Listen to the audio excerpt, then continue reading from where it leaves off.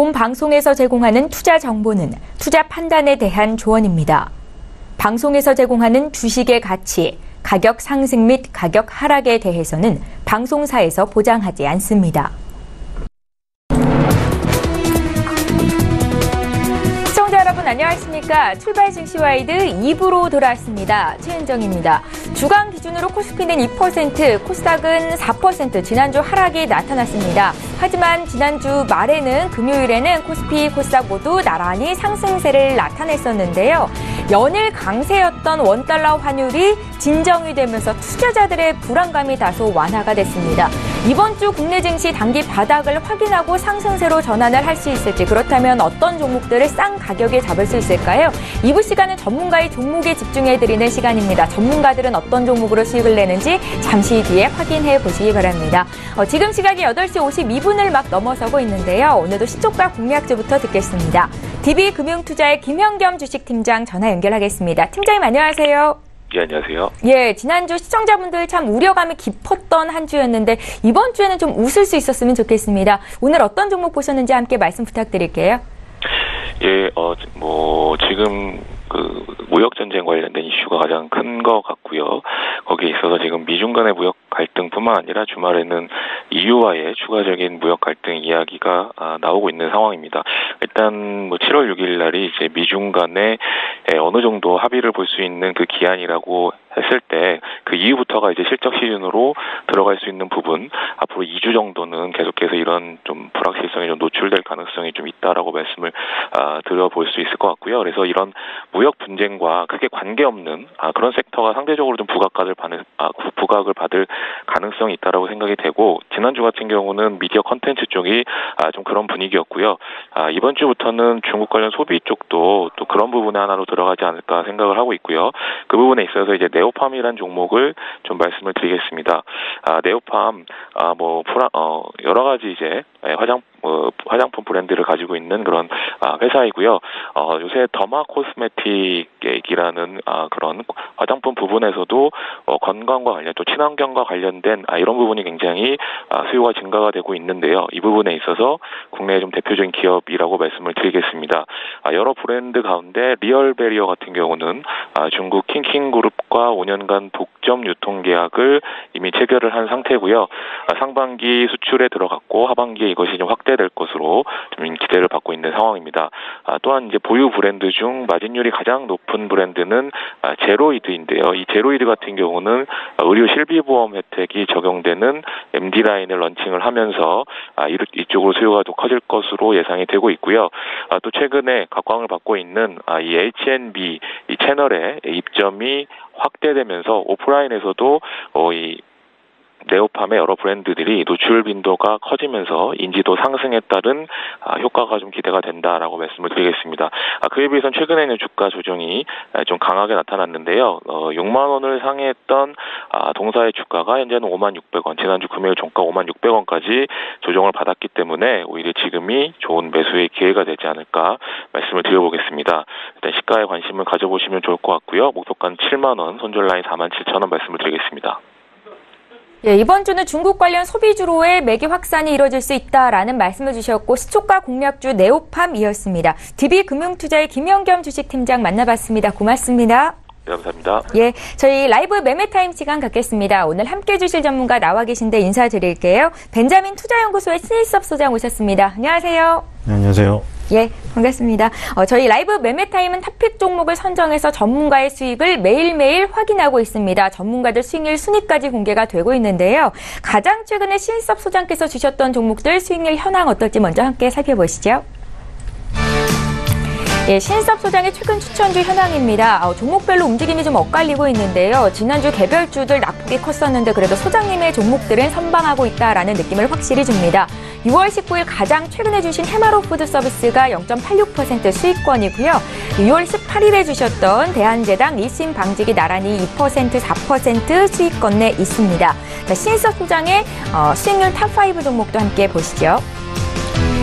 1위부터 5위까지 종목 함께 보고 계신데 4월에 주셨던 종목들의 수익이 굉장히 좋습니다. 아프리카TV가 1위예요.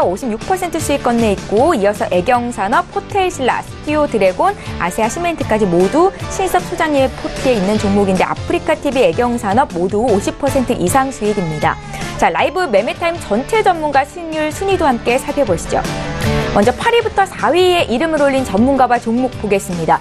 장성혁 전문가 사마콘덴서가 41% 수익 내면서 4위에 이름을 올렸습니다. 정의준 팀장의 KINX와 셀트리온 헬스케어가 나란히 5위와 6위에 이름을 올렸고요. 그 밖에 손여루 팀장의 SKC 코롱PI가 22% 수익, 신섭 소장의 호텔신라도 22.55% 수익 내면서 8위를 기록하셨습니다. 라이브 매매타임 전체 전문가 순위도 살펴보시죠. 1위부터 3위를 볼 텐데 신섭 소장께서 오늘도 금왕관을 내려놓지 않으셨습니다. 아프리카TV로 1위를 기록 중이시고 2위에도 이름을 함께 올리셨는데 은메달까지 애경산업으로 지금 갖고 계시고요. 3위는 박동현 본부장입니다. 필라코리아로 42% 수익을 기록 중에 있습니다. 소장님, 저희 아프리카TV 좀 보겠습니다. 지금 올림픽 수혜주로도 부각이 되고 있는데 56% 이상 선방하고 있거든요. 한 말씀 들어볼까요? 네, 아프리카TV는 장기적으로 봤을 때도 지금 1인 미디어의 성장은 지금까지도 많이 성장해서 뭐 포화 상태라고는 하지만 앞으로도 무궁무진하다고 생각이 되고요.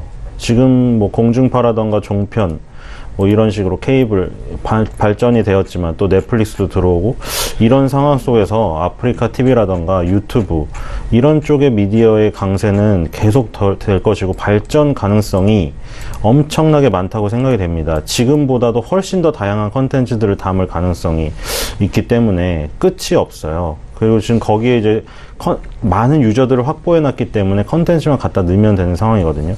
거기다가 지금 단기적으로 월드컵 수혜주로 거론될 수밖에 없는 거는 네이버나 다음이 중계권료 때문에 지금 생방송을 거기서 못 보게 되어 있어요. 그래서 지금 뭐 리플레이 영상만 보는데 리플레이 영상도 15초짜리 광고를 봐야 되기 때문에 짜증이 나요. 그래서 예. 아프리카TV 어플을 깔 수밖에 없어요. 그냥 아프리카TV 웹에서도 볼 수 있는데 고화질로 보고 싶잖아요. 그게 유인책이거든요.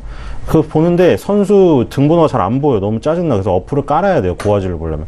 어플을 깔고 그러다 이제 보다가 너무 마음에 드는 방송이 있어서 또 회원가입을 하고 별풍선을 쏘게 되고 나도 모르게 그러면 아프리카TV 같은 경우는 계속 수익이 굉장히 좋아지게 되고요. 월드컵뿐만 아니라 여러 가지 스포츠 경기라든가 게임들을 유치하면서 거기서 많은 수익원을 창출하고 있어요. 계속 말씀드린 선정성 같은 부분 같은 경우에는 안고 갈 수밖에 없는 문제인데 그런 부분에 대해서는 어떤 정말 아주 뭐 대형 사건, 사회적으로 문제가 되는 정말 큰 아주 악의적인 사건이 일어나지 않는 한 그런 부분을 안고 계속 주가는 올라갈 가능성이 높을 것 같습니다. 예, 압도적인 수익률을 기록 중에 계신 신섭 소장님 아프리카TV 들어봤고요. 오늘장 시장 어떻게 보시는지 간략하게 투자 전략 좀 여쭤볼게요. 네, 일단 전체적으로 반등권에 들어갔다고 보입니다. 왜냐하면 예. 다우 나스닥 같은 경우에는 지금 상승을 다시 시작했고요. 우리나라는 지금 20개월 선 삼성전자도 그렇고 코스피 지수도 같이 보세요. 시가총액 1위와 코스피 지수는 20개월선에 지금 그리고 2011년도 최고점이 밑바닥에 깔려 있죠. 그러니까 강력한 어떤 지지선이 지금 다가왔기 때문에 여기서는 일단은 무조건 거의 반등이 굉장히 확률이 높은 구간에 들어왔다 이렇게 보입니다.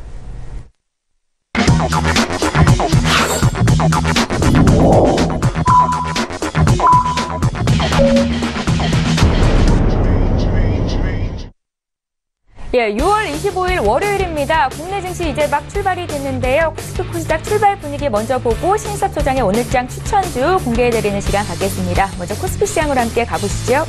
예, 시가총액 상위 종목군 움직임 보겠습니다. 예, 종목별로 좀 혼조세인데 일단은 1등, 2등 종목은 약세 출발입니다. 삼성전자 0.7% 빠지면서 지금 46,900원대 시초가를 형성하고 있고요. SK 하이닉스가 오늘 약세네요. 1.68% 조정받으면서 지금 88,000원 선 붕괴돼서 87,700원 선에서 거래가 됩니다. 반면에 포스코의 주가가 2% 가까이 올라오고 있고 셀트리온의 주가도 0.85% 강세입니다. 그 밖에 삼성바이오로직스는 지난 종가 대비 큰 움직임은 아닌 듯 보이고요.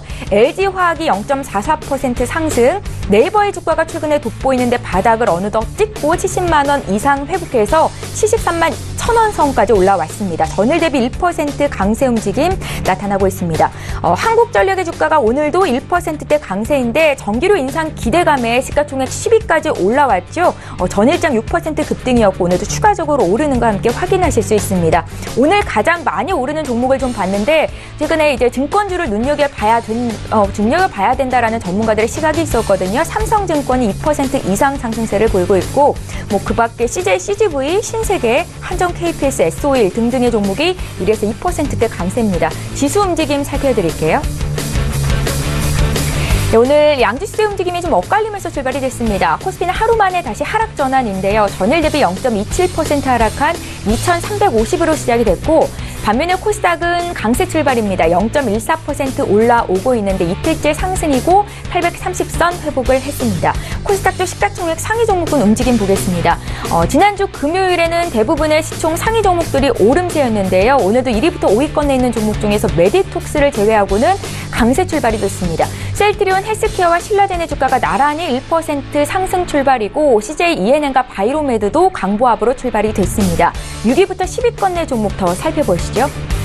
역시 이쪽에도 오름세로 출발하고 있는 종목들이 더 눈에 띄는데 나노스가 2% 이상 올라오고 있고요. 스튜디오 드래곤과 셀트리온 제약이 각각 1%대 강세입니다. 펄어비스의 주가는 오늘 약세 출발이 됐는데 게임주가 강세를 보이면서 지난주 마지막 거래일에는 5% 급등세가 나온 바 있습니다. 오늘은 차익 실현 매물이 좀 나오고 있다 정도 생각하시면 좋을 것 같습니다. 이렇게 해서 국내 증시 출발 분위기를 먼저 봐드렸습니다.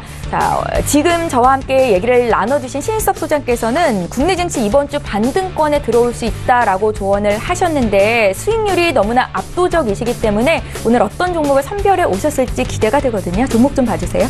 네, 첫 번째 삼익악기입니다. 어렸을 때 피아노를 다들 쳐보셨을 텐데 그렇죠.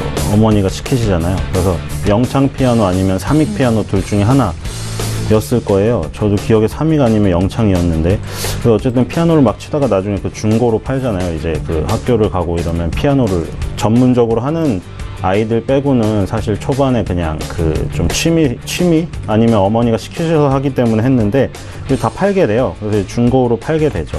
그런 것들이 뭐 동남아시아나 중국으로 이제 간다 뭐 이런 얘기를 들어보셨을 거예요. 그 파는 중고업자들이 하는 얘기를. 그러니까 그때 그 얘기에서도 사실 캐치할 수가 있었는데 그땐 너무 어려서 캐치를 못했겠지만 지금 얘기를 하면 어린애들이 지금 알 수가 있겠죠. 그래서 그런 것들을 보면은 이제 우리나라에서 그런 것들이 싸게 팔려서 동남아 중국으로 간다는 얘기는 동남아 중국 아이들도 이제 피아노를 치기 시작하니까 거기 중고업자들이 판다는 거잖아요.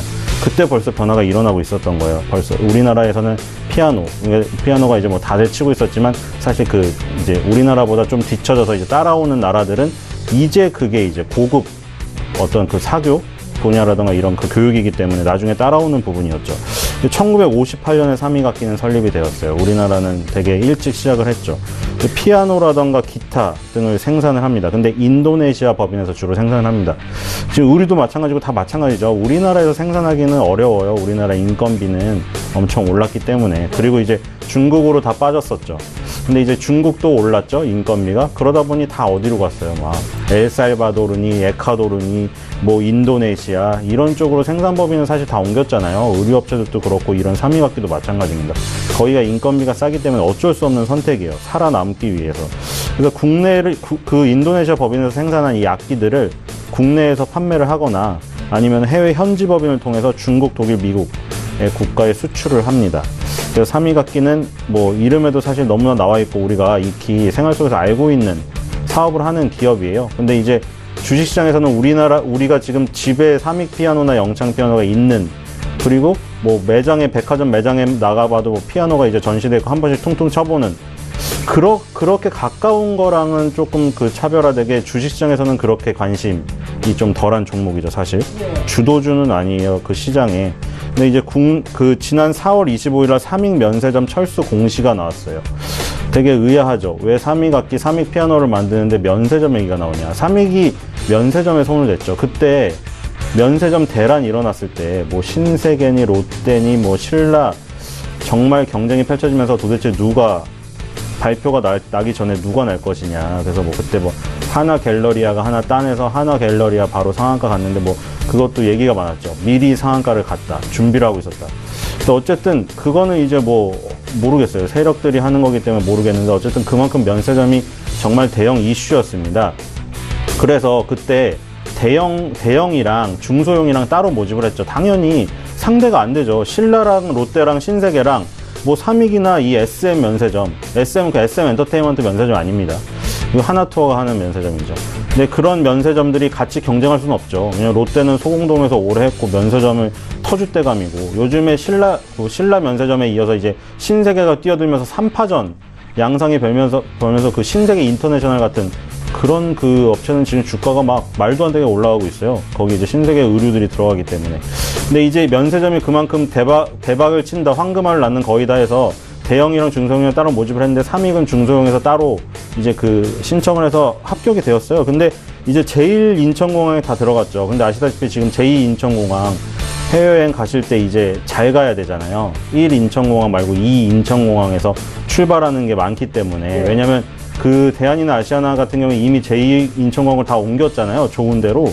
그리고 이제 그 좀 이제 뭐 진에어라던가 이런 쪽이 남아있고, 그러니까 이게 뭐 사실 뭐 저가항공이라고 조금 왜 그 불편하게 하냐 이런 것도 있지만 어쩔 수 없어요. 근데 어쨌든 그 대한이나 아시아나항공은 제2 인천공항으로 다 옮겼고, 그러면 이제 주요 승객들은 다 글로 간단 말이에요. 그렇기 때문에 롯데 면세점도 제1 인천공항에서 면세점을 철수시켰어요. 그리고 그 이후에 삼익 면세점도 철수를 했어요. 롯데가 철수를 했는데 삼익이 버티겠습니까? 그리고 인천공항의 그 임대료는 엄청납니다. 옛날에 신라라던가 롯데조차도 버거워할 정도였어요. 인천공항의 임대료가 너무 높아서.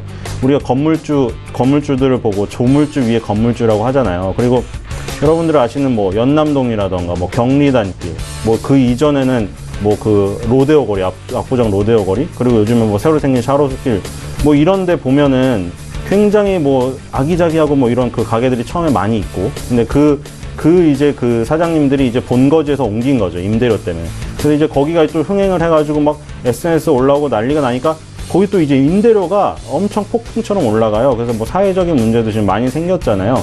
그게 뭐 이제 을의 을질이다, 뭐 갑의 갑질이다, 이런 논란은 많은데, 어쨌든 중심에는 임대료 상승이 있잖아요. 그 팩트가. 근데 임대료 상승이 엄청나게 일어나는 부분은 공항 면세점 이 부분에서도 마찬가지예요. 그러니까 삼익 면세점이 사실 버틸 수가 없어요. 그 삼익은 원래 삼익 악기 만드는 게 주업이잖아요. 근데 이제 면세점이 워낙 잘 되고 하니까 그동안 번 돈으로 투자를 했던 건데 결국 안 됐어요. 그래서 위약금을 물기로 하고 5월 15일날 인천국제공항공사가 면세점 계약 해지를 승인시켜줬습니다. 그래서 9월 6일까지는 일단 의무 영업을 해야 돼요. 그리고 철수. 원래 2020년까지인가 그 영업을 하게 되어 있는데 지금 적자가 너무 누적이 됐기 때문에 발을 뺄 수밖에 없어요. 근데 이게 오히려 좋은 것 같습니다. 왜냐면 지금 물론 이게 잘 됐으면 좋았겠죠. SM 면세점도 그렇고 처음에 두타조차도 그래요. 두산도 대기업이잖아요. 근데 면세점 사업은 처음이었어요. 근데 이제 두산 그 두타의 장점이 뭡니까? 동대문 두타. 그래서 이제 뭐 새벽 시장이 열린다는 거잖아요. 그것 때문에 처음에 새벽 2시까지 영업을 했잖아요.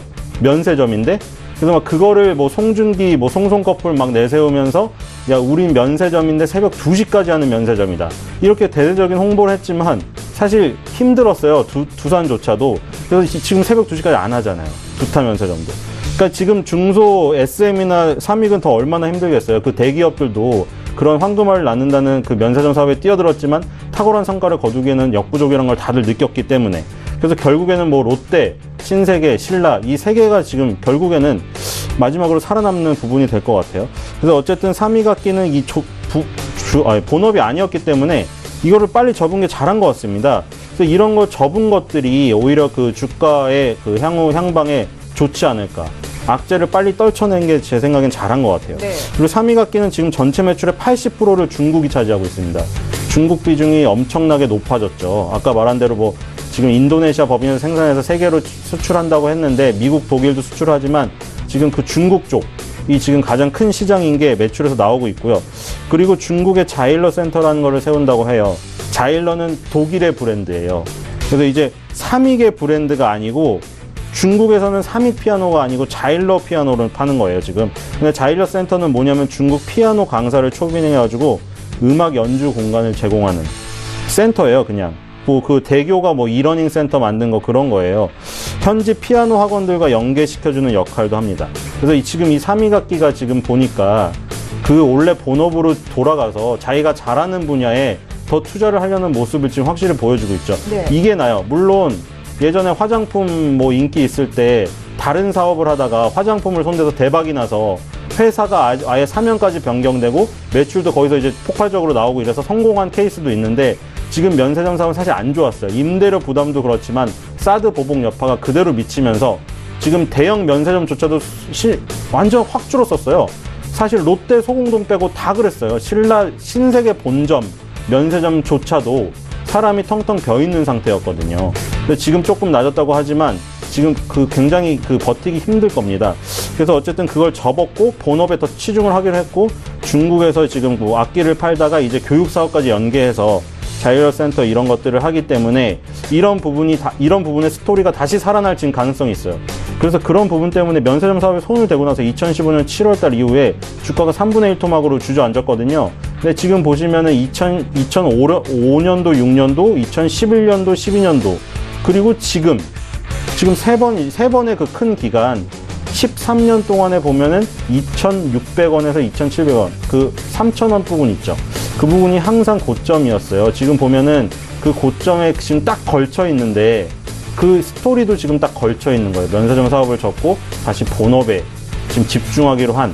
원래 자기가 잘하는 걸 계속 하는 게 좋은 것 같아요. 네. 삼위각기 같은 경우에는 지금 그 주가 기술적 분석상으로도 2005년, 2011년도 고점을 밑에 깔고 있는 딱 그 부분, 접점인데다가 지금 스토리도 지금 딱 그 본업에 다시 치중하기로 한 이 스토리가 지금 보이기 때문에 이 부분에서 지금 괜찮을 것 같아요. 그리고 손절가 1,800원, 목표가는 일단 2015년 7월달 그때 가격의 그 버금가는 6,000원대로 일단 잡도록 하겠습니다. 예. 그리고 형지 엘리트입니다. 형지 엘리트도 어떻게 보면 삼위각기랑 처지가 비슷한 기업을 제가 갖고 왔거든요. 다른 사업을 하다가 안 돼서 본업에 치중을 하기로 해서 지금 다시 잘 보이는 그런 기업이에요. 일단 엘리트 학생복 다들 아시겠죠? 교복을 안 입는 학교도 물론 있습니다. 근데 대부분의 학생들은 교복을 입기 때문에 교복을 다 맞춰보셨겠죠. 비싼 돈이었어요. 지금 좀 많이 내려갔는데, 그래서 막 그때 이제 교복 가게를 가서 치수를 맞추고, 물론 이제 뭐 학생들이 원하는 거랑 그 처음에 나온 거랑 틀리니까 막 다 줄여 입고 이러죠. 이쁘게. 여자들도 그렇고 남자들도 그렇고 조여 입잖아요. 근데 그 형지 엘리트도 이제 그 엘리트 학생복으로 이제 교복, 학생들 사이에서는 굉장히 입소문이 그 큰 회사죠. 지난해 4월 달에 상하이 국제 교복 박람회에 참석해서 중국 시장에 첫 발을 내딛었어요. 삼위각기랑 똑같죠. 지금 중국 시장에 진출 안 하면 다들 못 살아남습니다. 중국은 9월에 신학기가 시작을 하는데 이때 그 박람회에 참석을 해서 막 열심히 홍보를 했어요. 그래서 3개월 만에 상하이 지역 12개 사립학교 교복을 수주했어요. 60억 원 규모의 실적을 올렸고요. 그래서 이제 이 엘리트 학생복이 우리나라에서는 너무 대표적인 학생복이지만 중국에서는 엄청나게 많은 숫자의 업체들이 난립을 하고 있어요. 그래서 엘리트가 우리나라에서는 엘리트인데, 그쵸, 말 그대로 중국에서는 엘리트가 아니에요. 그래서 이제 하나씩 파나가야 되는데 지금 첫 발을 이제 내민 거죠. 그리고 이제 또 이제 아까 그 삼위각기랑 비슷한데 교육 사업을 연계를 같이. 그러니까 어떻게 보면 이게 차라리 이런 면세점을 한다던가 갑자기 엉뚱한 거 말고 이런 게 좋은 게, 악기를 팔던 회사가 피아노만 팔던 회사가 예를 들어 피아노가 가만히 있는 게 아니라 피아노 선생님 있잖아요. 그럼 피아노 선생님과 연계해서 교육 사업을 하는 거. 이런 거는 아예 본업하고 연관이 없는 건 아니잖아요. 그리고 엘리트도 마찬가지예요. 엘리트가 어쨌든 교복을 만드는 의류 회사지만 교복, 학생들이 입는 거잖아요. 학교에서 공부를 할 때. 그러니까 거기에 착안한 거예요. 보니까 올해 5월 달에 중국 최대의 교육재단 보슬러 교육그룹과 60억 원 규모의 수주 계약을 했어요. 이번에도 60억이네요. 상해 엘리트 그 보슬러 교육그룹 산하에 있는 그 그룹이에요. 그래서 보슬러 교육그룹과 이제 그 수주 계약을 했는데, 여기서 또 그 교복을 따냈습니다. 그래서 내용을 보니까 보슬러 교육그룹이 갖고 있는 산하의 학교가 지금 많이 있는데 3년간 제품 공급을 하기로 했어요. 그래서 이제 또 거기서 또 어떤 부분을 했냐면, 오프라인 입시 교육, 이거는 다른 얘기인데 우리나라 얘기예요. 우리나라에서 오프라인 입시 교육하고 약 3조 4천억 그 규모의 이러닝 교육 시장을 공략할 계획을 갖고 있다고 합니다. 그리고 지금 전국에 200여 개의 엘리트 학생복 대리점이 있는데 여기에 모의고사 교재를 비치한다고 합니다. 옛날에 기억나실 분들은 있을지 모르겠지만 교복을 맞추러 가면 막 약간 봉제 공장처럼 돼 있고 막 안에서 막 그 미싱 받고 있고 막 이랬거든요. 그래서 막 먼지 풀풀 날리고, 그래서 막 어딘지 몰라가지고 찾아가지고 교복을 맞췄던 기억이 나요. 근데 이제 이 대리점을 이제 서점처럼 꾸민다는 얘기죠. 그래서 모의고사 교재를 비치를 하고 매장 중심으로 인근 지역 학생들의 홍보 활동을 해서 교재를 팔겠다 이거죠. 그리고 이러닝 센터도 만들고.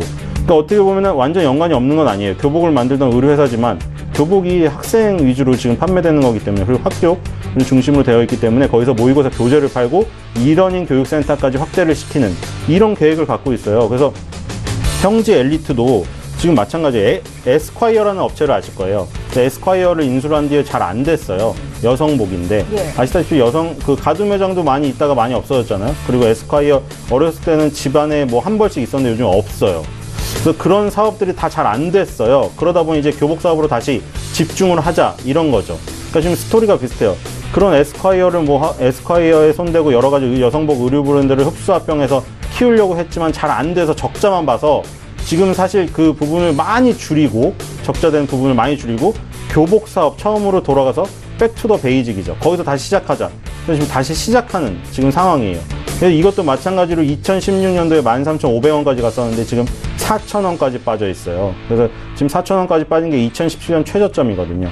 그래서 지금 같은 경우에 뭐 이제 적자 사업도 지금 어떤 부분들이 좀 해소가 되고 있고, 이제 교복 사업에 집중을 하기로 했고, 거기서 문어발로 늘려갈 그런 계획을 갖고 있기 때문에 다시 볼 때가 왔다. 형제 엘리트라던가 삼인학기가 지금 많이 빠져 있는 부분에서 스토리가 다시 회생할 수 있는 스토리가 나오기 때문에 그런 그 관점에서 둘 다 비슷하게 갖고 왔고요. 예. 손절가는 4,000원이고 목표가는 일단 15,000원입니다. 그리고 마지막 종목은 키다리 스튜디오입니다. 키다리 스튜디오니까 키다리 아저씨가 생각이 나죠. 근데 이제 생소한 기업이에요. 키다리 스튜디오라는 종목이 있었나? 이게 다우 인큐브가 올해 2월 달에 키다리 스튜디오로 사명 변경을 했어요. 다우그룹이라고 얘기를 드리면 잘 아시겠죠? 예. 왜냐면 다우기술도 있고, 키움증권도 있고, 지금 뭐 그 클라우드 관련주로도 많이 일컬어져서 다우기술은 언론에도 많이 나왔고, 키움증권은 증권주 중에서 가장 잘 갔고, 개인들에게 관심이 많은 증권사기 때문에 언론에서 뿐만 아니라 주식시장에서도 관심이 많은 기업들이죠. 다우그룹 산하의 기업이고요. 지금 보면은 다우기술이 2012년도에 100% 출자를 해서 자회사로 만든 회사였어요. 모바일 관련 소셜 게임 전문 기업이에요. 키다리 스튜디오. 그래서 모바일 관련 소셜 게임이다. 소셜 미디어 관련해서 게임을 만든다는 거죠. 모바일 관련이고 웹 기반이 아니에요. 그래서 보면은 웹 기반 게임이 우선해서 모바일에 초점을 변경해서 이쪽으로 투자를 하려고 2012년에 만든 회사예요. 우리도 아까 뭐 아프리카도 얘기를 했지만 웹 기반에서도 볼 수 있지만 어플을 까는 이유는 여러 가지 혜택도 많고 거기서 더 고화질로 제공하고 이러기 때문이에요. 그리고 모바일 앱을 통해서 우리가 모든 지금 생활을 하고 있죠. 게임도 마찬가지잖아요. 배틀그라운드 같은 경우도 뭐 사실 PC방을 점령하긴 했지만 이제는 그 모바일 사양이 높아졌기 때문에 배틀그라운드 모바일이 나와서 배틀그라운드 모바일에서도 다 즐기고 있죠. 그래서 모바일 쪽으로 지금 웹에서 다 넘어오고 있어요. 그래서 2012년에 미리 만들었던 회사고 2017년에 100% 자회사가 또 있어요. 100% 자회사 웹툰 업체 봄코믹스를 흠수 합병했어요. 봄코믹스. 만화 웹툰 많이 보시는 분들 많은데 뭐 웹에서 바로 보시는 분들도 많지만 이 뭐 코믹스 어플을 깔아서 보시는 분도 많죠. 얼마 전에 뭐 굉장히 그 거대한 그 웹툰을 불법으로 유통한 그 사람이 잡혔죠. 그래서 이제 정상적으로 이렇게 유통하는 업체들이 수혜를 볼 거다. 이런 소식이 나오면서 거론되기도 했습니다. 그 웹툰 플랫폼을 갖게 되었고, 그리고 소셜 컨텐츠 융합을 통해서 시너지 창출을 하고 사업 다각화를 추구하고 있는 그런 회사입니다.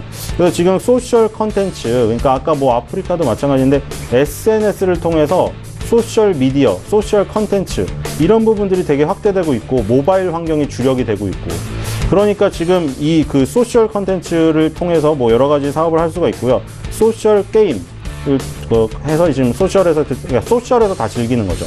SNS를 통해서 뭐 그 사람들하고 의사소통을 주고받고 게임도 하고 거기서 금융거래도 하고 지금 다 그런 식으로 가고 있어요. 그래서 다우 인큐브라는 회사에서 사명이 변경되었는데 어쨌든 다우그룹 산하에 있는 거는 지금 똑같잖아요. 그럼 우리가 키움증권에서도 생각해 볼 수 있죠. 키움증권이 뭐 완전히 이렇게 혁신적인 변화를 이루었잖아요. 옛날에 그 계속해서 브로커리지에 치중됐던 분야를 다우그룹에서 이제 자금 지원을 계속 받아가지고 여러 가지 사업을 해가지고 완전히 변신을 해버렸잖아요. 그래서 뭐 지금 상장 주관사들도 굉장히 많이 참여를 하고 있고, 그러면서 키움증권이 평가를 높이 받았잖아요. 지금 뭐 그 수수료가 뭐 평생 무료로 다 바뀌는 이 와중에도 주가가 저렇게 고공행진을 하는 거는 여러 사업이 잘 됐기 때문이에요.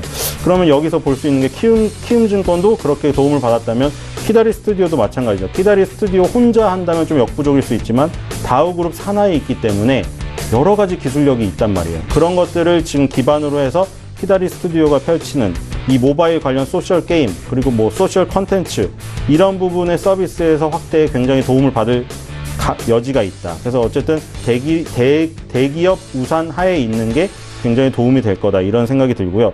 손절가는 2,500원, 목표가는 7,500원으로 하도록 하겠습니다. 예, 철학에 있는 투자를 하시는 신인섭 소장께서 오늘 어떤 종목을 선별해 오셨는지 함께 들으셨습니다. 오늘은 시가총액이 1,000억 미만의 두 종목, 20개 종목도 있었는데요. 다시 한번 종목 정리 도와드릴게요.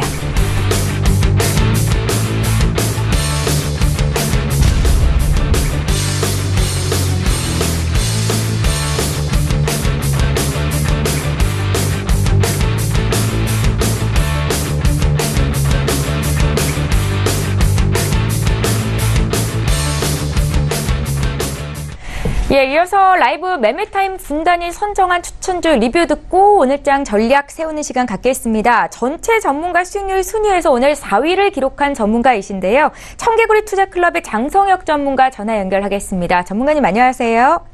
네, 안녕하세요. 예, 저희 먼저 수익률 리뷰부터 좀 듣겠습니다. 6월 1일에 주셨었던 SKC 코오롱 PI가 전일장에서 5% 이상 상승이 있었었고, 오늘은 1% 남짓 조정이 좀 나오는데 지금 수익률이 17%를 넘어가고 있거든요. 한 말씀 들어볼게요. 네, 우선 SKC 코오롱 PI에 대해서 좀 간단하게 한 번 더 말씀드리면요.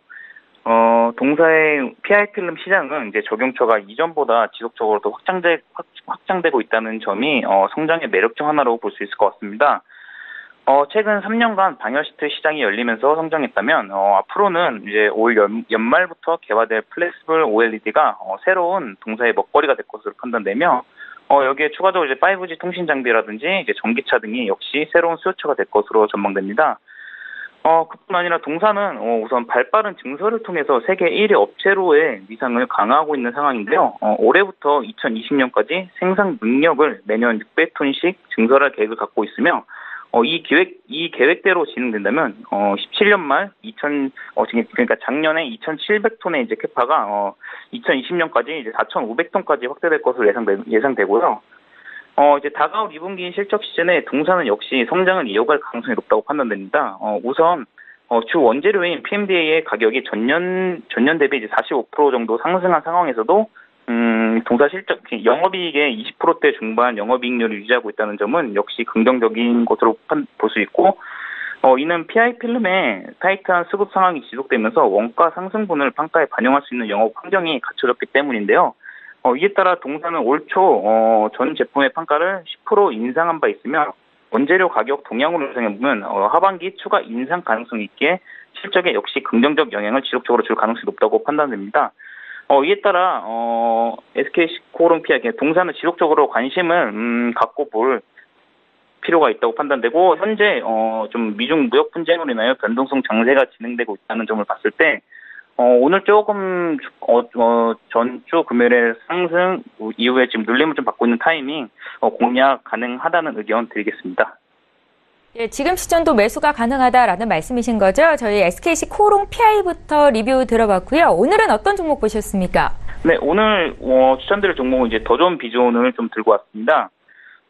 동사는 기업용 전사적 자원관리, 즉 ERP 솔루션과 그룹웨어 등 기업용 IT 솔루션과 서비스를 제공하는 ICT 업체이죠.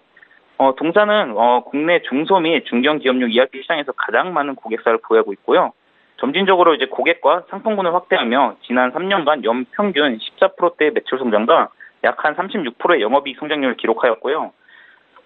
우선 동사는 기존 중소기업 위주의 기업 고객 결변을 대기업으로 확대하기 위해 DERP라는 이제 솔루션을 이제 개발 중인데, 최근에 현대백화점 DERP 사업의 수주를 발표하였죠. 수주 금액은 대략 100억 원이 이번 2분기부터 약 1년간 매출에 반영될 것으로 판단되고요. 이보다 더 중요한 것은 이제 그동안 없었던 대기업향, 즉 서비스 레퍼런스를 확보했다는 것에 큰 의미를 둘 수 있을 것으로 볼 수 있습니다. 왜냐하면 이는 향후 동사의 비즈니스 영역이 확대될 수 있다는 점에서 매우 긍정적이라고 판단되기 때문이죠. 동사 투자 포인트를 간단히 말씀드리겠습니다. 우선 크게 신규 사업 기대감에 따른 성장과 클라우드 효과가 지속될 것이라는 것에 주목해 볼 수 있을 것 같습니다. 우선 신규 사업을 위해 언급했던 DRP, 현대백화점 그룹 등 이제 대기업 고객 레퍼런스가 발생함에 따라 동사 사업 확대에 본격적인 탄력을 받을 것으로 예상되고요. DRP 사업 계획상으로 올해 출시 모듈을 점차 늘려가며 레퍼런스를 추가로 만들어 나가는 시기가 될 것으로 예상되고요. 19년은 이제 전체 모듈을 출시함에 따라 대기업 대상 사업을 본격화하는 시기가 될 것으로 예상됩니다. 더존 비존에게 그냥 동사에 있어 대기업 고객은 이제 기존 주력 고객이었던 중소기업과 달리 고객 저변 확대 효과가 있으며 이제 개별 수주 규모도 이전보다 확실히 증가할 것으로 판단됩니다. 기존에도 규모가 큰 기업일수록 ERP 외에 그룹웨어, 보안, 전자금융 등으로 종합 패키지 형태로 판매 단위가 확대된 경향이 있었다는 점이 앞으로 성장에 있어 긍정적으로 예상해 볼 수 있을 것으로 판단되고, 아울러 추가적으로 이제 위하고라는 웹 기반의 종합 비즈니스 포털 플랫폼을 개발 중인데, 위하고는 이제 ERP, 그룹웨어, 웹 오피스 등 핵심 서비스 라이선스를 무료로 제공하며 소규모 사업자들의 진입 장벽을 낮추는 대신 ERP 이용에 대한 연간 유지 보수 비용을 받고 ERP에서 발생하는 빅데이터 기반 광고와 핀테크 등 이제 부가 서비스 제공으로 추가 매출을 발생시킬 것으로 예상되고요.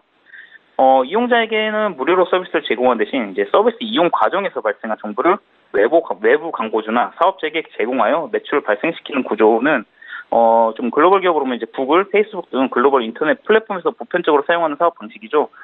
ERP 시장에서 보편적이지 않으나 ERP에서 발생하는 방대한 기업 정보를 이제 고려하면 동사 성장 잠재력은 지속적으로 이제 내년까지 확대될 것으로 판단되고요. 이에 따라 이제 현재가 조금 이제 오늘 추가적으로 좀 상승 출발하고 있는 가운데 현재가 역시 매수 가능 의견 드리면서 목표가로는 67,200원, 순저가 48,700원 안내드리니 참고하셔서 대응해 주시면 될 것 같습니다. 예, 오늘 장에서도 강세 흐름 나타내고 있는 더존 비존 오늘 추천주로 주셨습니다. 흐름 또 분석해서 순위 매기는 시간도 갖겠습니다. 청개구리 투자클럽의 장성혁 전문가 연결해봤습니다. 고맙습니다. 네, 감사합니다. 예, 계속해서 오늘 장에서 이슈몰이를 하고 있는 이 시각 특징주 분석을 해보겠습니다. 먼저 신세계 인터내셔널 주가부터 볼 텐데 10% 급등까지 갔다가 지금 상승폭을 많이 줄였습니다. 이슈가 좀 있는데요. 신세계가 인천공항 제1터미널 사업자로 단독 선정이 됐다라는 소식에 이 자회사인 신세계 인터내셔널이 장중에 급등세가 있었습니다. 오늘 이렇게 흐름이 좋은 건 아니고 최근에 움직임이 좋았었는데 앞으로는 어떨까요, 소장님? 네, 아까 제가 갖고 온 삼익악기의 삼익면세점 얘기랑 자연스럽게 이어지네요. 지금 우연히. 신세계 인터내셔널이 지금 급등하는 이유는 신세계 면세점이 지금 들어간 게 큽니다. 아까 제가 말씀드렸잖아요. 롯데 면세점이 임대료 문제로 철수를 했어요. 삼익면세점은 뭐 중소기업이니까 마찬가지인데 당연한데 롯데 같은 경우는 대기업임에도 불구하고 인천공항의 임대료가 그 한번 조정을 해줬음에도 불구하고 비싸요. 롯데가 철수를 했는데 신세계가 가져갔어요. 신세계는 사실 뭐 지금 같은 경우에 저렇게 공격적으로 해야 되는 지금 상황인 거라고 지금 판단을 한 것 같아요. 지금 왜냐면 롯데라던가 신라 터줏대감이 워낙에 강했죠. 사실 롯데, 현대, 신세계를 우리가 유통 3사라고 불리지만 면세점 분야만큼에서는 신세계가 어떻게 보면 신생아였잖아요. 그러니까 이제 롯데, 신세계라고 양강의 유통사라고 불리기도 하는데 조금 그 자존심이 상해했던 거죠. 그래서 공격적으로 진출해서 신세계 본점까지 지금 해서 소공동하고 지금 맞짱을 뜨고 있고, 지금 같은 경우에 인천공항 지금 롯데 면세점에 나온 거를 받아갔어요. 그리고 신세계 강남 센트럴시티점도 곧 개점을 앞두고 있고, 그러니까 이제 신세계 인터내셔널이 하는 비디비치가 중국에서 대박이 나서 굉장히 인기가 많은데 유통 경로가 없었는데 신세계 면세점의 비디비치가 싹 다 깔리게 된 거죠. 롯데 소공점을 비롯해서. 그래서 비디비치가 지금 흥행을 하고 있고, 그리고 시코로라고 지금 그 종합적으로 이제 편집샵, 화장품 편집샵이죠. 여자분들에게 인기가 많잖아요. 그것들이 다 들어가고 있고, 그리고 뭐 의류사업 원래 하는 거는 지금 잘 안 되고 있고 자주도 안 되고 있지만 까사미아 인수들을 통해서 다시 이제 그 재기를 하려고 노리고 있고, 여러 가지 스토리가 다 좋아요. 그래서 올해 그 영업이익 예상치가 작년 대비해서 2배 이상으로 지금 올라가는 걸로 지금 예상되고 있습니다. 그래서 신세계 인터내셔널의 주가는 신세계 면세점의 확대에 따라서 유통 용로가 많아지고 화장품 기업으로서 굉장히 성장 가능성이 부각이 되면서 급등을 했다. 단기적으로 급등한 거에 대한 약점 빼고는 성장성에서는 지금 너무 탁월하기 때문에 지금 현재의 주가의 흐름은 사실 막기가 어렵다는 생각이 듭니다. 오, 예, 잘 알겠습니다. 신세계 인터내셔널 이 시각 특징주로 분석을 도와드렸습니다. 라이브 매매타임 오늘 신일섭 소장과 함께 했는데요. 여기서 인사드리겠습니다. 고맙습니다. 예, 계속해서 라이브 매매타임 전문가 연결 다시 한번 해볼까요? 이번에는요, 오늘 수익률 5위와 6위를 기록하신 청인 인베스트먼트의 정의준 팀장을 만나보겠습니다. 팀장님 안녕하세요. 네, 안녕하십니까. 예, KINX 5월 25일에 추천을 하셨었는데 전일 종가까지 27% 수익이었고 오늘도 추가적으로 3%나 더 오릅니다. 지금 30% 넘는 수익이 나타나고 있는데요. 리뷰 한 말씀 들어볼게요. 네, KINX는 통신인프라 국가기사 통신망 사업의 한 부분이고 5세대 이동통신의 대두가 되면서 덤으로 같은 섹터에 대한 주가 상승도 있다고 보는데요. 앞전에도 언급드린 것처럼 펀더멘털보다는 기술적 분석에 의해서 종목을 추천드렸던 부분이고 3만 원 돌파 시에는 4만 원 근처까지도 볼 수 있는 종목이기 때문에 좀 더 지켜보셔도 좋지 않을까 생각이 됩니다. 예, 오름세를 더 지켜보자라는 말씀이셨고요. 오늘은 어떤 종목이 눈에 띄셨을까요? 앞전에도 한번 제가 추천했던 종목인데 삼성 엔지니어링이라는 종목이거든요. 석유화학 플랜트 공사를 수주하는 회사고요. 외국인 자본이 꾸준히 유입되고 있고 현재 25억 달러 규모, 우리나라 돈으로 2조 7천억 규모의 알제리 프로젝트 수주권을 가지고 현대건설, GS건설, 삼성 엔지니어링 3파전에 돌입을 했습니다. 뿐만 아니라 2017년부터 수주한 메가톤급 프로젝트 매출이 실적으로 잡히고 있으므로 2분기 어닝스 프라이즈를 기대해 볼 수도 있고요. 국제 유가가 오르면서 아랍에미리트 연방의 아부다비 석유회사하고 사우디아라비아의 아람코 등이 2000년대 중후반에 수립했던 대규모 석유화학 프로젝트 등이 2019년부터 본격적으로 발주할 여력을 갖추게 된 점도 삼성 엔지니어의 중장기적 호재로 작용을 했습니다. 삼성 엔지니어링은 2018년 8조 원 규모를 새로 수주하고 있고요. 2019년에도 수주 규모가 크게 늘어날 것으로 예상이 되고 있고 1분기 기준 수주 잔고는 13조 3천억으로 집계가 되었습니다. 앞전에도 한번 추천한 적이 있는데 손절가 범위를 벗어나서 다시 추천을 하게 되었고요. 중장기적으로는 정말 좋은 주식이다 판단이 되어서 추천을 하게 되었습니다. 그래서 현재가 기준 목표가는 3만 원 잡았고요. 손절가는 13,000원입니다. 이상입니다. 예, 잘 알겠습니다. 청인 인베스트먼트의 정의준 팀장과 함께 했고요. 또 이 자리에서 뵙는 날 기대하겠습니다. 고맙습니다. 네, 감사합니다. 예, 저희 방송에서 제공하고 있는 정보는 투자 판단에 대한 전문가들의 조언입니다. 해당 종목의 가치와 수익률을 보장하고 있지는 않다라는 점 함께 기억하시기 바랍니다. 지금 개장한 지 한 30분 정도 넘어가고 있는데요. 시장 흐름 다시 보겠습니다. 최용 캐스터 불러볼게요. 안녕하세요. 네, 안녕하세요. 최유은입니다. 6월의 마지막 주 첫 장 개장됐습니다. 네, 오늘 국내증시 양지수가 좀 엇갈리면서 출발이 됐었는데 분위기가 안 좋아지고 있는 것 같거든요. 시황 흐름 좀 봐주십시오. 네, 코스피와 코스닥 오늘 모두 하락 출발이 되고 있습니다. 시가총액 상위 10개 종목들은 대부분 하락 출발이 되고 있는데요. 먼저 지수부터 자세히 확인해 보시겠습니다. 현재 0.83% 하락하면서 2337.57에 현재 거래가 되고 있습니다. 분봉 함께 보시겠습니다. 네, 40선에서 출발했던 코스피는요, 30선까지 현재 내려와 있는 모습입니다. 수급 함께 보시겠습니다. 네, 오늘 개인이 870원 규모로 현재 매수하고 있고요. 기관과 외국인은 각각 매도하면서 출발이 되고 있습니다. 시가총액 상위 10개 종목 함께 보시겠습니다. 오늘 삼성전자는 2% 하락하면서요. 46,000원대까지 진입하는 모습을 보이고 있고요. SK하이닉스도 4.25% 하락하면서 85,700원에 현재 거래가 되고 있습니다. 셀트리온도 오늘은 소폭 하락하면서 출발이 되고 있는데요. 지난주에는 30만 원 선까지 터치했는데 현재는 29만 원 선에서 현재 거래가 되고 있습니다. 포스코는 3% 상승세입니다. 오늘 이 차기 회장을 확정했고요. 현재 35만 4천 원에 현재 거래가 되고 있습니다. 다음 종목 함께 보시겠습니다. 네, 현재 현대차는 0.77% 하락하면서 출발이 되고 있고 삼성바이오로직스가 오늘 3% 하락하면서 출발이 되고 있습니다. 42만 4천 원에 현재 거래가 되고 있고요. LG화학은 지난주까지 계속 하락세를 이어갔는데 오늘은 1.17% 상승하면서 출발이 되고 있습니다. 네이버도 1.94% 상승하면서 73만 원 선에서 현재 거래가 되고 있고요. LG생활건강이 3.38% 하락하면서 출발이 되고 있습니다. 네, 코스닥 시장 함께 보시겠습니다. 코스닥은 0.43% 하락하면서 826.70에 현재 거래가 되고 있습니다. 분봉 함께 보시겠습니다. 네, 830선에서 출발했던 코스닥은요, 26선까지 내려와 있습니다. 네, 다음으로는 수급 함께 보시겠습니다. 네, 현재 이 개인이 328억 원 규모로 매수하고 있고요. 기관과 외국인은 각각 매도하면서 출발이 되고 있습니다. 시가총액 상위 10개 종목 함께 보시겠습니다. 오늘 셀트리온 헬스케어가 0.90% 하락하면서 11만 원 선에서 현재 거래가 되고 있습니다. 신라젠이 0.97% 상승하면서 72,700원에 현재 거래가 되고 있는데요. 지난주에도 신라젠은 계속 상승세를 이어간 바 있습니다.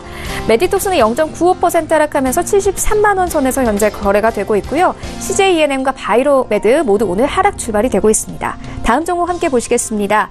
네, 현재 HLB가 0.92% 상승하고 있습니다. 미국 자회사 임상시업 소식으로 지난주에도 계속 상승세를 이어갔는데요. 현재 98,900원에 현재 거래가 되고 있고요. 오늘 나노스가 2% 하락하면서 7,000원에 현재 거래가 되고 있습니다. 스튜디오 드래곤은 0.80% 상승하면서 113,200원에 현재 거래가 되고 있고요. 지난주에 계속 상승세를 이어갔던 펄어비스는 오늘 1.76% 빠지면서 223,600원에 현재 거래가 되고 있습니다. 네, 그렇다면 오늘 코스피 200 중 어떤 종목들이 가장 많이 상승했을까요? 함께 보시겠습니다. 현재 CJ CGV가 4.38% 상승하면서 66,800원에 현재 거래가 되고 있습니다. BGF 리테일도 오늘 3.84% 상승하면서요. 203,000원에 현재 거래가 되고 있고요. 두산 인프라코어, 대우 조선해양, 그리고 포스코 오늘 모두 상승 출발이 되고 있습니다.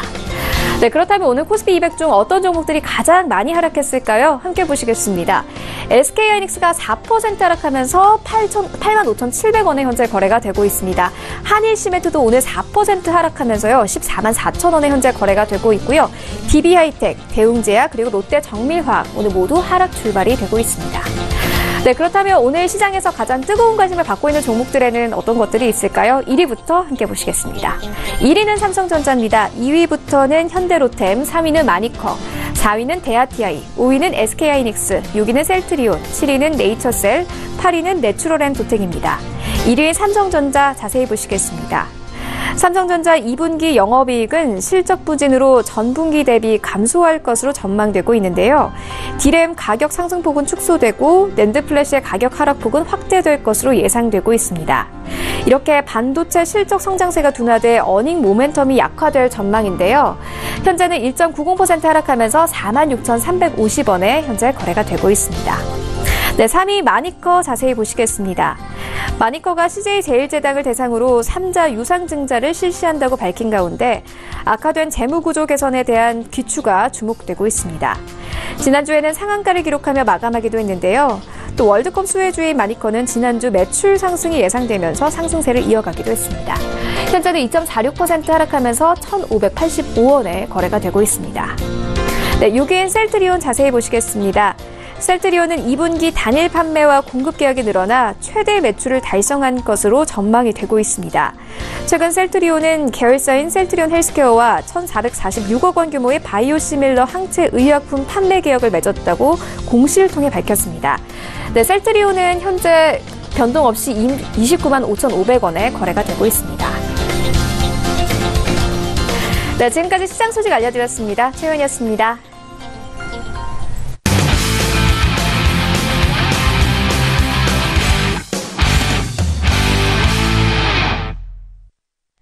예, 출발 증시와이드 2부와 함께 하고 계십니다. 저희 2부 시간은 종목에 집중을 해드리는 시간이고요. 지금 장중에 저가 매수 신호 와 있습니다. 저가 매매의 달인 연결할게요. 유한타증권 스타 PB센터의 장기환 이사를 만나봅니다. 이사님 안녕하세요. 예, 안녕하십니까. 예, 먼저 수익률 리뷰부터 좀 듣겠습니다. DB하이텍 지난 마지막 거래일에 7%나 급등이 있었는데 그때 목표가를 2만 원 주셨었거든요. 달성이 됐다가 오늘 장에서는 좀 차익 실현 매물이 나오고 있습니다. 함께 사셨던 분들 어떻게 대응하면 좋을까요? 네, 일단은 그 2만 원대에 제가 보기에는 횡보 조정을 하고 추가 더 상승할 가능성은 있다 이렇게 보여집니다. 왜냐하면은 최근 들어서 이 회사가 이제 주력으로 하고 있는 그 8인치 그 웨이퍼가 있는데 이쪽 분야에서 수요가 급증을 해갖고 뭐 공장이 뭐 100% 가동되고 있는 상태에서 뭐 시설을 더 늘릴지 말지 이런 고민을 할 수 있는 그런 단계까지 와 있고 올해 특히 3분기 같은 경우도 최대 매출을 이제 예상하고 있기 때문에 어떤 실적의 기반을 두고 꾸준한 상승의 가능성이 있는데 지금 일단 물량대가 와 있기 때문에 일시적으로 이제 물량 조정을 하고 난 다음에 그때 추가 더 상승이 있지 않겠느냐 이렇게 이제 보여집니다. 예, 그럼 오늘 어떤 종목 보셨는지 추천주 들어볼게요. 네, 오늘은 그 제우스라는 그 반도체 장비주 쪽에서 한번 좀 살펴봤습니다. 최근 들어서 이제 6월 그리고 6월 말이고 이제 7월 되면은 실적장이 이제 다가오기 때문에 제우스는 올해 그 최고의 매출과 영업이익을 달성한 그런 종목이다 이렇게 보시면 될 것 같습니다.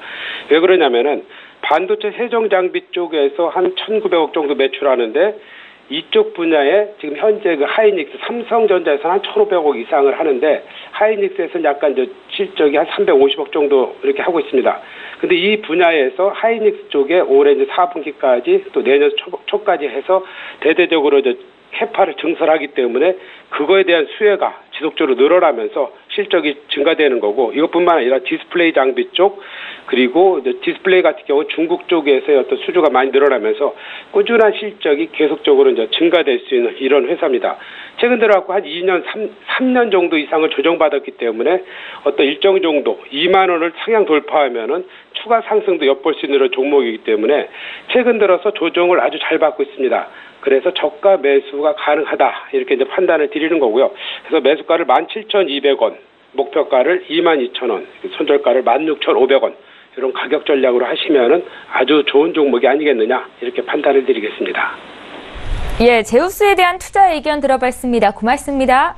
네, 감사합니다. 예, 유한타증권 스타PB센터의 장기환 이사와 함께했습니다. 자, 오전장 마감 전략 짜겠습니다. 오늘은 부자개미 배경민 대표 만나보시죠. 안녕하세요.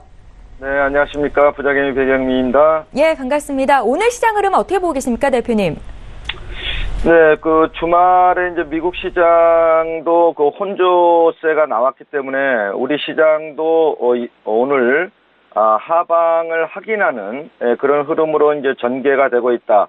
코스피가 지금 마이너스 0.68%고요. 코스닥이 마이너스 0.27%. 이런 흐름으로 지금 전개가 되고 있는데, 이번 주 시장의 특징이라고 할 수 있다면은, 역시 지금 가장 중요한 거는 환율입니다, 환율. 그래서 미국의 이제 달러 인덱스가 강세를 가져가면서 우리 시장의 이제 원달러 환율도 상당히 이제 급등하는 이런 흐름을 지금 가져가면서 1,116원까지 이렇게 이제 원화가 약세가 진행이 되고 있기 때문에 외국인들의 이제 수급적인 측면으로 봤을 때 외국인들은 이제 주식의 매매 차익보다는 이런 그 환율에 대한 부담감, 환차손, 이제 이런 것들로 인해서 이제 매도 포지션을 잡아가는 이런 흐름이 전개되고 있기 때문에요. 이런 부분들은 물론 미국의 이제 금리 인상 부분과 그다음에 미국과 중국의 무역 전쟁 이 부분이 이제 이러한 달러 강세, 원화 약세 이런 흐름을 지금 전개시키고 있기 때문에 환율의 추이를 잘 보면서 대응하는 게 가장 중요한 체크 포인트가 되겠다. 이런 말씀을 드리겠고요. 지금 코스피의 흐름을 보게 되면 코스피 지금 일봉 차트상의 흐름을 보게 되면 볼린저 밴드에 지금 하단 밴드를 빠져나갔거든요. 이렇게 빠져나가서 전주에 2320에 대한 하단 부분을 한번 확인하는 이런 흐름을 전개시켰기 때문에 이번 주에 뭐 이제 강하게 치고 가기는 뭐 쉽지 않을 것이다. 7월 6일 날이 지금 미국이 중국에 대한 25% 고율 관세를 시행하는 날입니다. 시행하는 날이기 때문에 이 부분의 전개 과정에 따라서 지금 환율이 결정이 될 것이고 그 부분에 따라서 외국인들의 수급의 스탠스가 바뀌면서 하방을 이제 확인하는 그런 흐름으로 전개가 될 것이다. 이렇게 좀 말씀을 드리겠고요. 이제 우리가 매매를 많이 하는 이제 코스닥 지수 같은 경우에도 코스피보다는 다소 그래도 하방을 강하게 잡아내는 흐름이 좀 나왔습니다. 금요일 날 양봉으로 이제 아랫꼬리를 달고 올라왔기 때문에 볼린저 밴드의 하단 밴드 안으로 이렇게 기어 들어오는 이런 흐름을 지금 잡아냈기 때문에 이번 주에는 전주처럼 그렇게 급락이 나오는 그런 흐름은 나오지 않을 것이다. 그래서 지수를 그렇게 두려워할 필요는 없고 이제 그 종목별로 이렇게 대응해가는 전략이 굉장히 중요하다. 이런 좀 전략을 드리겠고요. 오늘 지금 지수 종목들의 흐름을 좀 잠깐 봐드리면 지금 유가가 오늘 좀 급등을 했죠.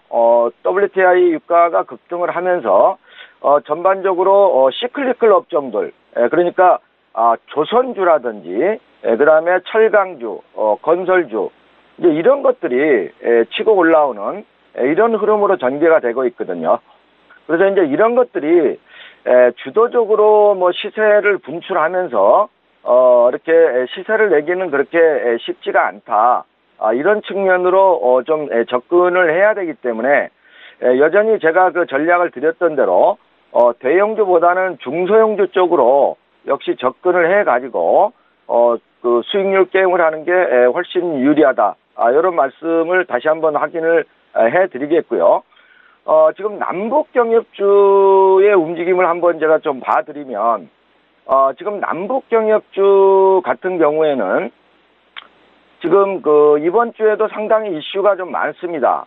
이슈가 좀 많은데 지금 전주에 조정을 상당히 좀 저는 잘 해줬다고 보고 있거든요. 철도주 중에서 지금 뭐 대아TI라든지 대오 AL, 푸른기술 이런 것들이 사실상 이제 시장에 남북 경협주의 이제 주도주격으로 지금까지 움직였던 종목들이거든요. 이제 이런 종목들이 지금 조정을 잘 해주고 있기 때문에 이런 종목들을 잘 보면서 저가 매수가 유효한 구간들로 지금 진입이 되고 있다. 이렇게 좀 보기 때문에요. 여기서 지금 오늘 비료주 같은 경우에는 계속적으로 좀 움직이고 있거든요. 효성 OMB 같은 경우에 뭐 8%, 그다음에 아시아종묘 4.5%, 경농 4.3%, 이렇게 움직임이 나오기 때문에 이번 주말 정도에 철도하고 그다음에 건설 이런 부분들은 추가적으로 고위급 회담이 열리면서 다시 한번 모멘텀이 나올 수 있다. 이렇게 보기 때문에요. 이런 종목들이 조정을 잘 하고 있을 때 좀 저가 매수의 기회를 잘 째려보는 그런 전략이 이번 주에 단기적인 수익을 얻어가는데 도움이 될 것이다. 이런 좀 전략을 드리도록 하겠습니다. 예, 종목별 대응 전략이 중요하다라는 말씀을 하셨는데 오늘 장에서는 어떤 종목 보셨습니까, 대표님? 지금 시장은 상당히 철저하게 그 지수가 못 가기 때문에요. 철저하게 그 개별 종목군별로 움직이는 이런 흐름들을 지금 전개를 시키고 있거든요. 이런 흐름들을 전개를 시키고 있기 때문에 실적에 대한 모멘텀이 강한 종목들, 이런 종목군들로 수급이 집중되는 그런 현상이 지금 시장의 특징이다. 대표적으로 이제 종목들을 보게 되면은 삼성전기, MLCC에 대한 모멘텀이 굉장히 강하죠. 삼화콘덴서 마찬가지입니다. 지금 MLCC에 대한 모멘텀을 계속 가지고 추세적으로 우상향을 만들어가는. 그다음에 로봇과 관련해서 고형 같은 것들, 이게 전부 52주 신고가를 만들어가고 있거든요. 그다음에 뭐 FNF라든지, 그다음에 뭐 배럴이라든지, 그다음에 지금 애경산업 같은 거, 이런 것들도 계속적으로 신고가를 갱신해가는 이런 흐름들이 나오기 때문에 지금 7월 달에 2분기 어닝 시즌에 대비를 해가지고 실적이 좋은 종목들을 선별해서 매수해서 좀 저점 공략하는 이런 전략들이 상당히 좀 중요하다. 저는 좀 이렇게 판단을 하고 있기 때문에요. 오늘 추천주는 제가 스마트 팩토링 쪽에서 선정을 했습니다. 선정을 했는데 링크 제네시스라는 219420 종목을 오늘 추천드리도록 하겠습니다.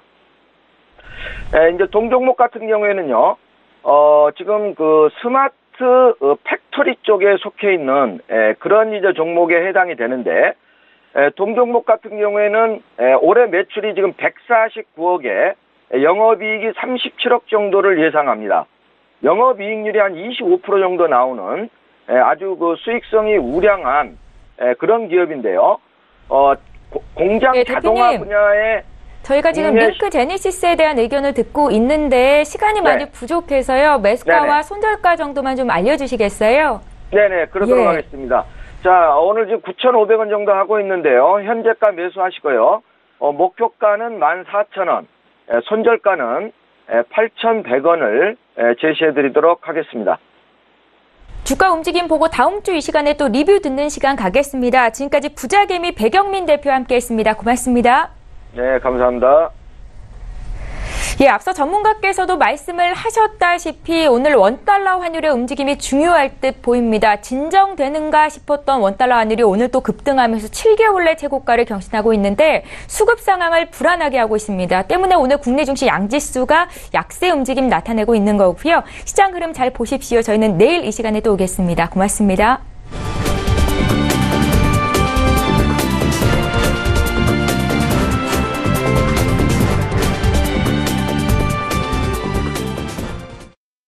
본 방송에서 제공하는 투자 정보는 투자 판단에 대한 조언입니다.